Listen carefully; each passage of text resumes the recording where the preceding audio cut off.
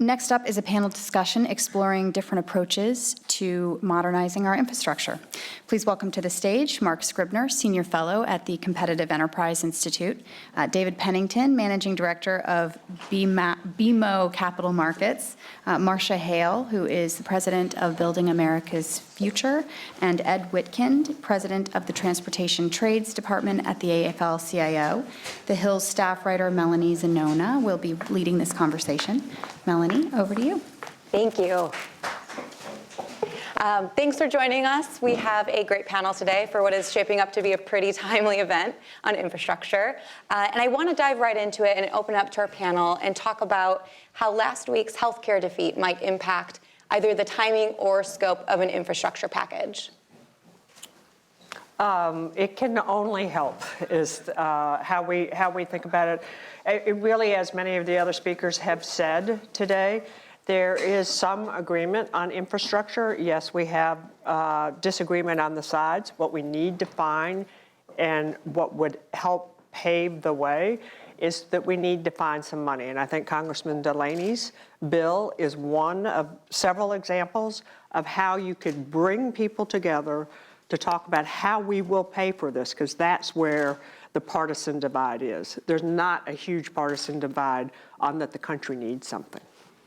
I would just add, there's been some comments by some members of Congress that the infrastructure package is at risk if healthcare goes down.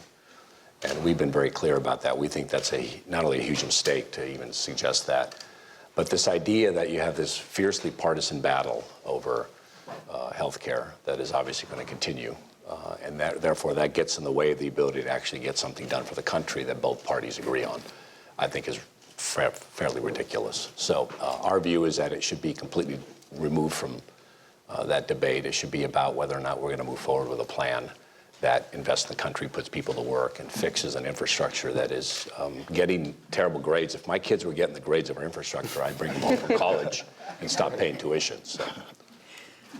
Is there room for this conference and this Republican Party to do $1 trillion infrastructure package right now? I mean, with the healthcare defeat, I think there are a lot of questions about whether this would be necessarily a slam dunk. It's not going to be easy getting this sort of legislation over the finish line.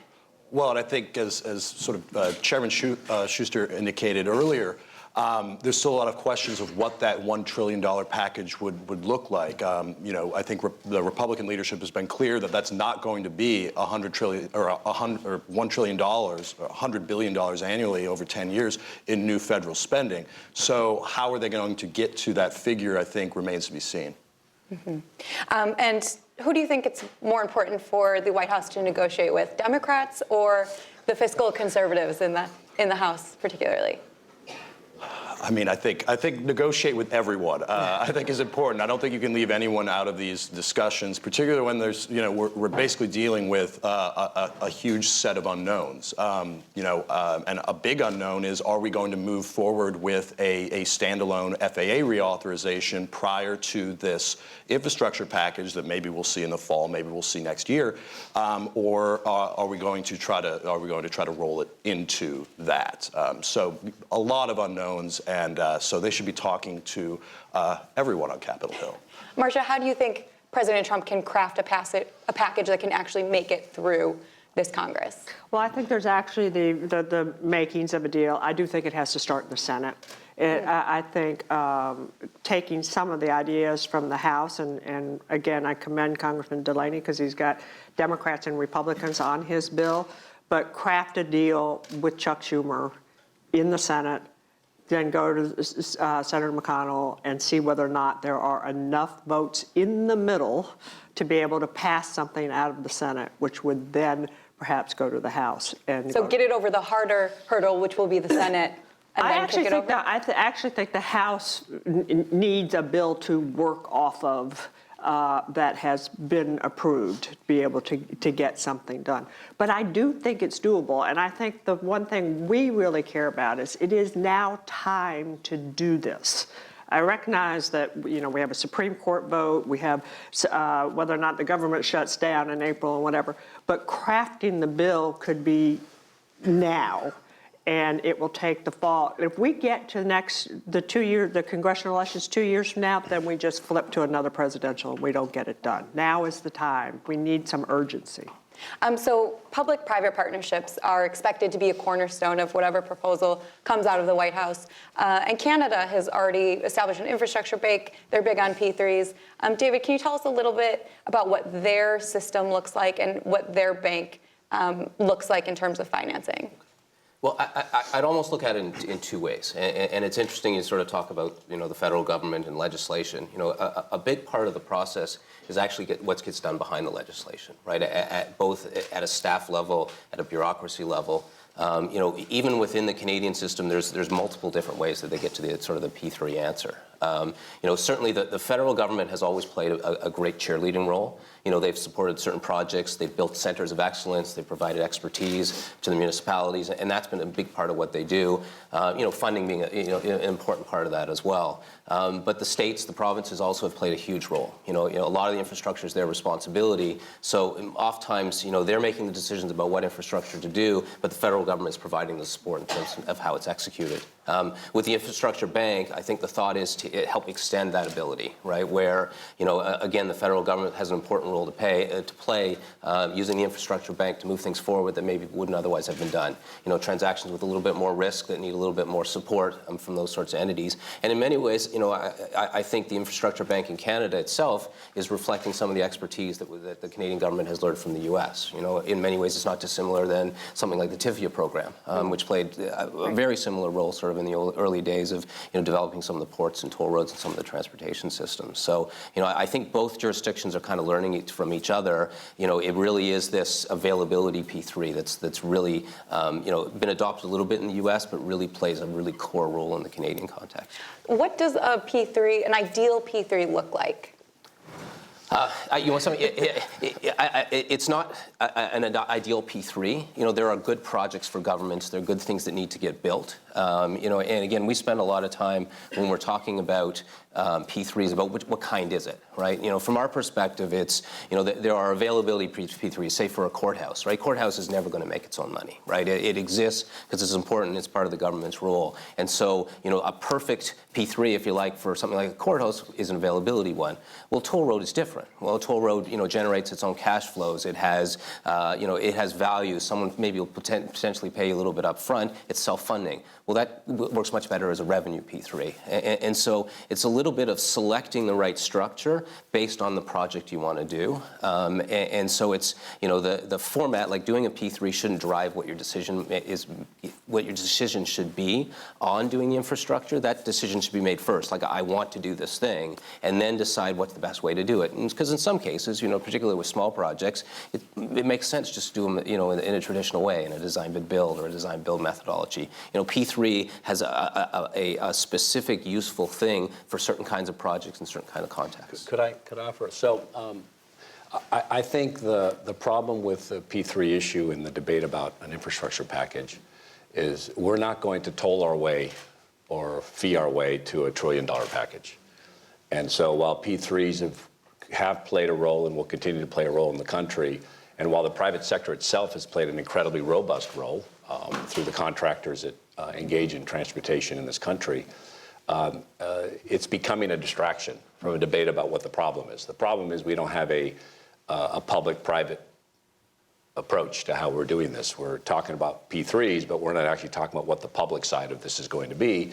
And, I may get struck by lightning, but the solution is what Senator Corker endorsed, which is to have a fuel tax increase and begin to raise the amount of public funds available to then partner if you end up doing any P3s. The second point I want to make is I don't really agree with a part of the last comment, which is most of the initiatives we need to invest in a $1 trillion plus plan are not eligible for P3s because you need to find a way to help people make money when they get engaged in P3s, and not everything can become profitable. We have transit systems that are reeling and need more money. We have Amtrak getting 50 cents on the dollar, and everybody wonders why it has old infrastructure.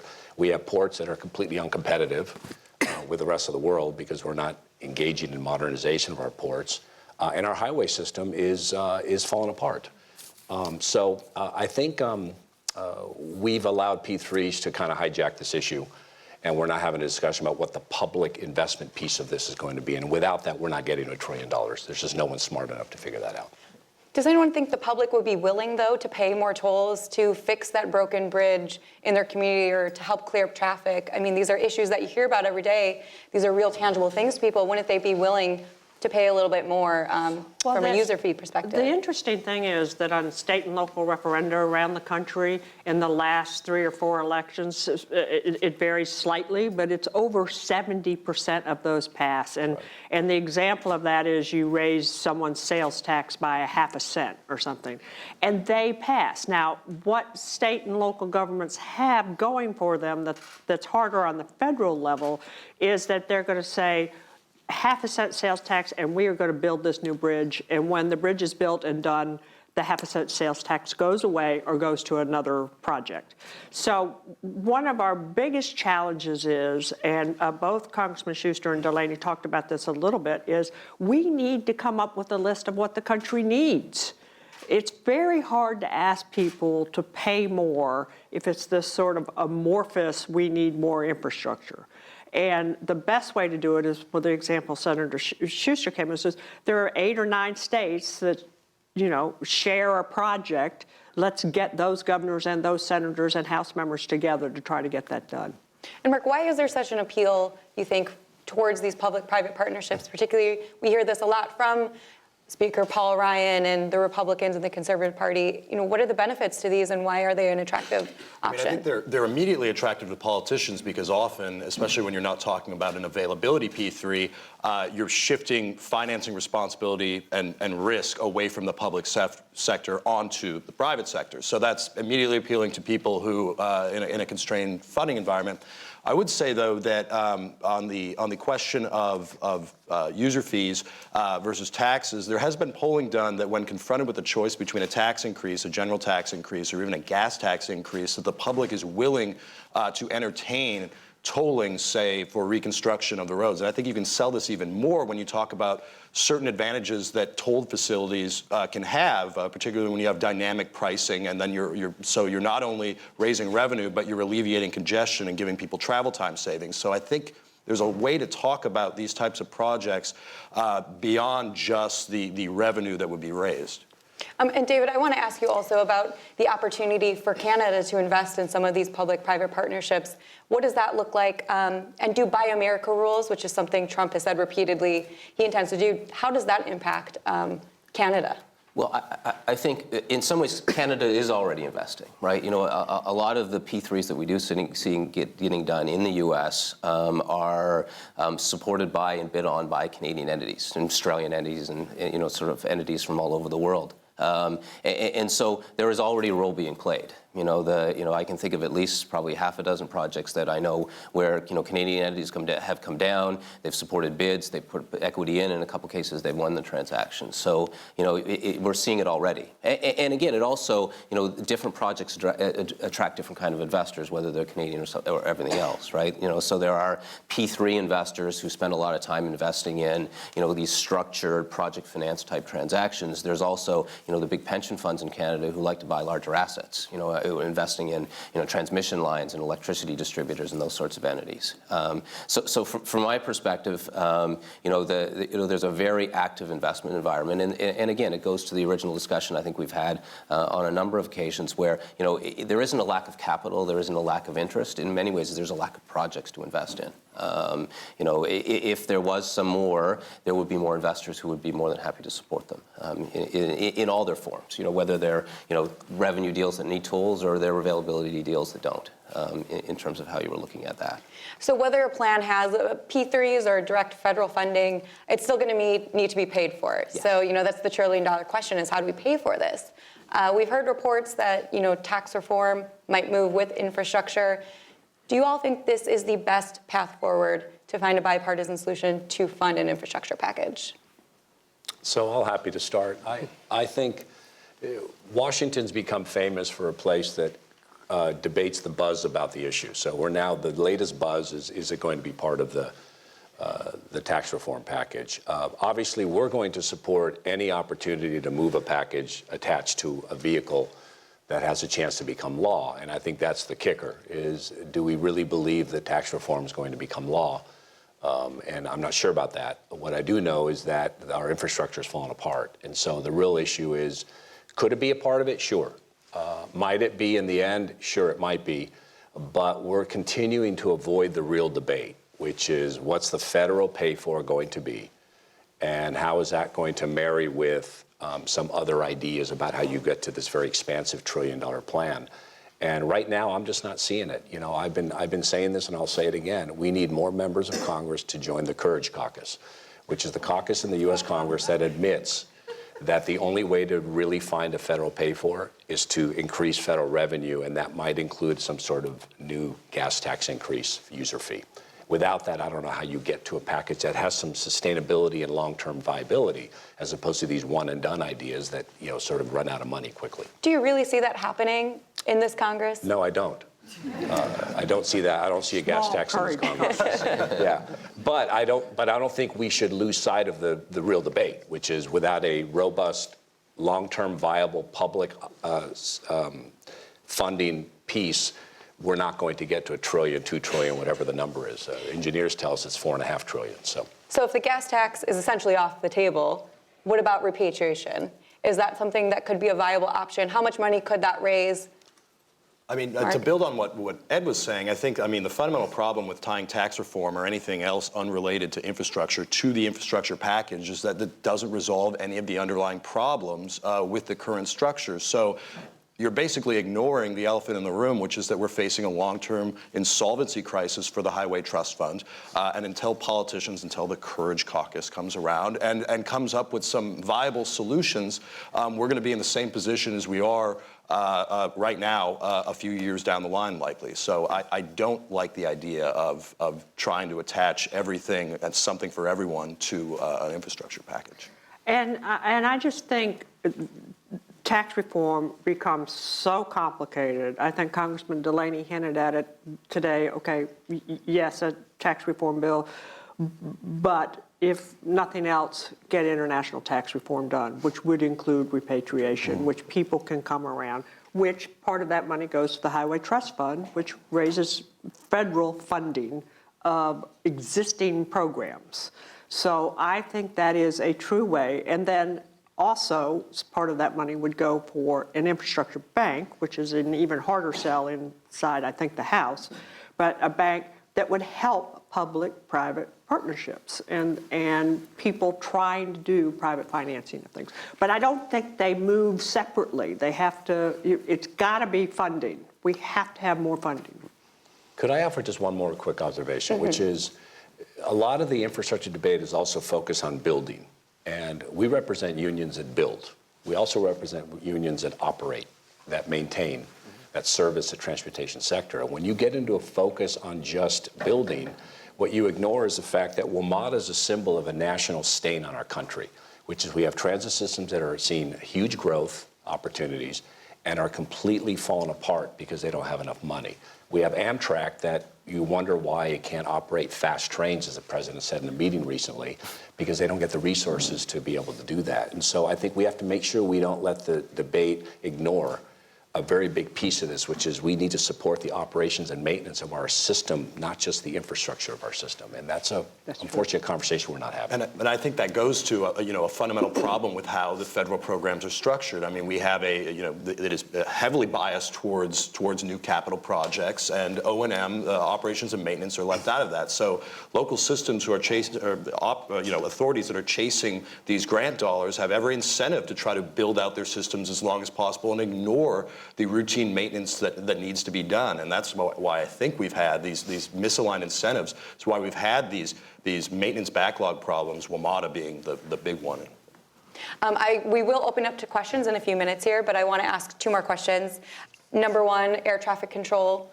The president's budget came out, and we saw that he's supportive of a proposal to spin that off from the federal government, set up an outside agency to be in control, with FAA still maintaining oversight. How big of a deal is it to see the president come out in support of this plan? I think it's a big deal. It's not that we haven't had folks within previous administrations come out in support of a NAV Canada-style proposal that Chairman Schuster's been championing, but it is the first time a sitting president has endorsed this proposal. I think it would be great if we could get this done. You can read, government report after government report coming out of the Office of Inspector General, the GAO, showing that NextGen is not getting done by FAA. And I think part of the problem is we're the last major industrialized country in the world that still has a safety regulator operating the air navigation. And that has been recognized as bad policy for 15 years. So at the very least, we need to get the FAA repositioned as an arm's length safety regulator of our aviation system, as opposed to this conflicted regulator that's essentially regulating itself. David, what can we learn from NAV Canada and their system, and would this be a good model for the United States?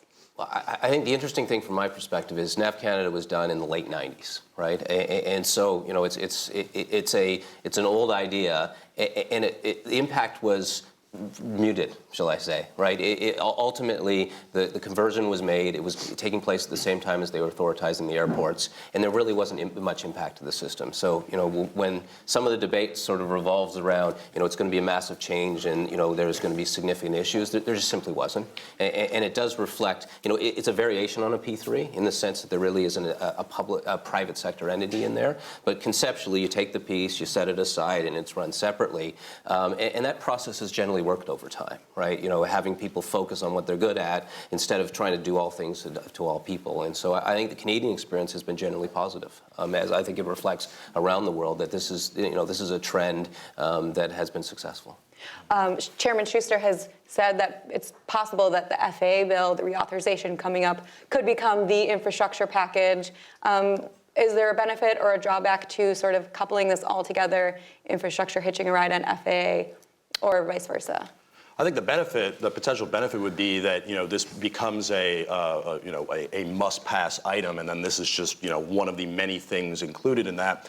I also think the potential drawback, nearly identical to that, is that we get distracted. Members of Congress get distracted. They ignore the ATC component or the FAA component overall, and then suddenly in negotiations that gets left out at the end. So I think there's potential opportunities, but also potential drawbacks from rolling it into a broader infrastructure package.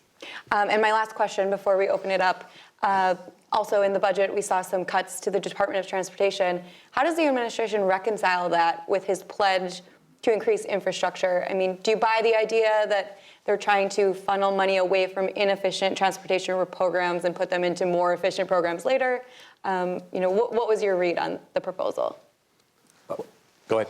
Please. Oh, I think from my perspective, there was an objective to try to reduce costs across the government, on a sort of an allocated basis, and the focus in terms of building new infrastructure doesn't necessarily mean there's a specific program that's going to do it and there's a specific program that doesn't do it. I think overall, I think the positive trend that we're seeing when we look at it is. To do P3s, to do infrastructure properly, you have to have a focus of expertise. And one of the key things at the Department of Transportation is this bureau, right? If each department in the federal government had that level of expertise, had that knowledge, had sort of all those systems set up, we'd probably see things moving along more. And so it's never good to see money getting cut, from programs. And the Department of Transportation plays such a big role. But as well, when we look at infrastructure, roads and surface transportation are only one piece of it. Right, there are a lot of other departments that are going to be a big part of infrastructure that need to sort of grow as well. And so, if we could say, well, no cuts across any department because we need infrastructure, that'd be great, but it's just not realistic. Right? We were very clear on our position. We think the cuts are wrong-headed. We think you're not going to have fast trains in this country if you hollow out parts of Amtrak's network. We think eliminating a big chunk of money that's going to help create new and better transit systems in this country will help Amtrak build out the Gateway project in the Northeast Corridor with tunnels that were back to the Civil War, probably should be replaced soon. we have a budget that sent a bad message to rural America. So I'm very concerned about the cuts to essential air service. We have already a lot of inequality in our transportation system, and a lot of that inequality is found in rural America, and for the administration to cut essential air service. By the way, I think that proposal is dead on arrival. I don't think they're going to cut essential air service. It's very important to Republican and Democratic members of the Congress. But I think it's a bad message. We were very clear about that, but we're hopeful to convince the administration that these programs need to be funded as they go forward. All right, thanks. We're going to open it up to questions. We're going around with the microphone. If you could just raise your hand and introduce yourself before you ask your question. Great, thanks. Dana Chasen, and a couple of questions. First for Marcia Hale. You know, we have been talking, because perhaps of the great need in infrastructure and because of Donald Trump's great ambitions, about a $1 trillion package. Has anyone given thought, when we were, last fall designing this, we settled more on a 250 target plus an investment bank that would, leveraged up, bring in another 250. We get to $500 billion. Isn't that much more manageable? Isn't that much more the scale Congress works on, the size of the Highway Trust Fund package last time around? Why don't we think in those terms? If you suggested we start in the Senate, do you think the Senate will start off or end up somewhere in that scale? Is that what we're going to get? And then secondly, for anyone on the panel, what kinds of public protections either are or should be built in to P3s on this scale, where you have an administration populated with folks who may not really be all that familiar with working with and for the public sector? Well, let me try to answer the second one first, which is that I want to compliment Canada and the work that it's done on this in the past. The U.S. actually should spend a little more time studying what the Canadians have done on P3s and how they work. We at Building America's Future had worked with the West Coast Infrastructure Exchange, which is California, Oregon, Washington, and British Columbia, and it is a great example of how to bring regions together to build regionally significant infrastructure. And quite frankly, it all got organized because British Columbia and the Canadian system is ahead of where we are on all this. If I had a crystal ball about what the Senate, where they're going to end up, that would be great. I think we, as planning what the infrastructure should be, what the number should be, those of us should go big and try to infuse that kind of conversation. We don't start at where we think it could end up. I want to make one comment about the public protection. So I've said this to many people involved in the P3 community. Unfortunately, a lot of P3s get devised in a way where they bake in, obviously, profits for the investors. The cost of capital, by the way, is higher in the private sector, which means you'll pay more for it. But the second problem with it is that often employees are collateral damage. So often their jobs, their wages, their collective bargaining rights are often the victims of these projects. So for us, a good public protection initiative has to include something for high road labor standards. And that'll be something we will fight very hard for, because without it, I think this whole initiative will fail. Okay. You'll hurt a lot of people.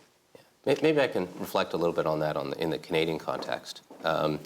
Certainly a P3, particularly an availability P3, the underlying concept is contractual, right? And so the government entity and the private sector establish all the rules ahead of time. Right? It's also not a granting process where the money is just sort of sent over. There's a performance specification that you're expected to meet.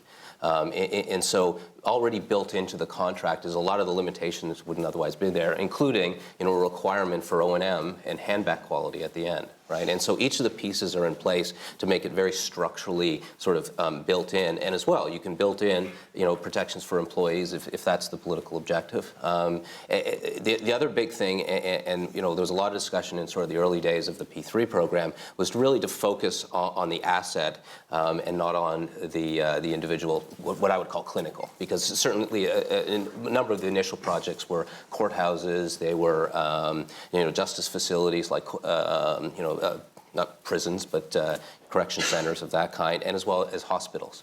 And so looking at sort of the world and all the different ways that you could do it, one of the big focuses was on, we're building the building, we're going to put staff in to operate it. That's the purpose of the P3. We're not looking at the nurses, we're not looking at the doctors, we're not looking at the orderlies. We in effect, the public sector, in particular the public sector unions, the effect on them was relatively muted. At the same time, the projects got off the ground, there was a lot of construction, things were built, the construction unions were very happy. So it was that balancing act within that structure that I think, really allowed them to really grow. That both sides, sort of got what their objective was. The asset was built, the public benefited from it, and yet the public service, the impact on them was relatively muted. We have time for one more quick question. Was there another one back there? In the 2016 Democratic Party platform, they were going to go 100% clean energy by 2050. Why spend a nickel on adding a lane to I-81 or an airport when you're saying by 2050 they won't be needed? It's a good question.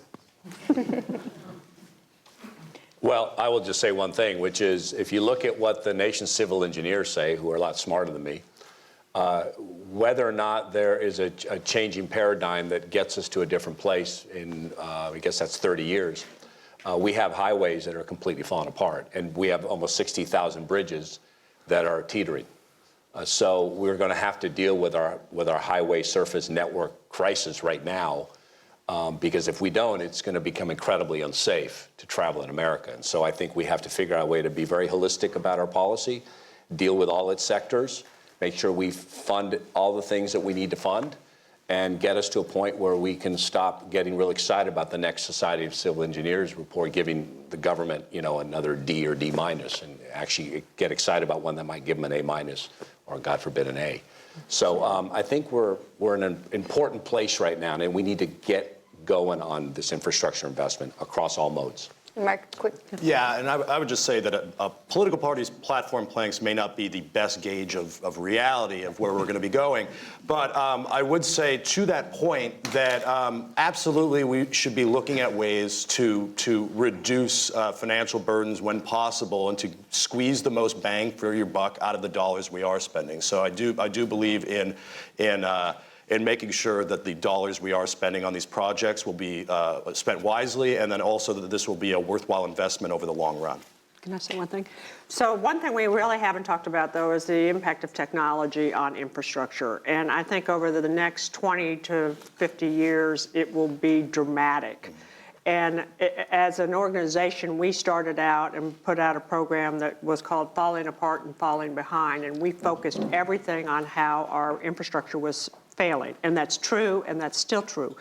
But we have to recognize there's this revolution in technology that, particularly in cities in infrastructure, is coming, and we need to recognize that. That will have an effect on energy, it'll have an effect on congestion, it'll have an effect on anything. And those are probably the easiest projects to start new P3s on, because there are companies out there willing to help finance some of those. All right, well, thank you to our panelists. We're going to wrap things up. I'm going to hand it back over to our publisher just to say a few quick closing remarks. Thank you so much to Melanie and our panelists. That brings us to the end of our program. On behalf of The Hill and our sponsor, the Canadian American Business Council, I'd like to thank you for joining us.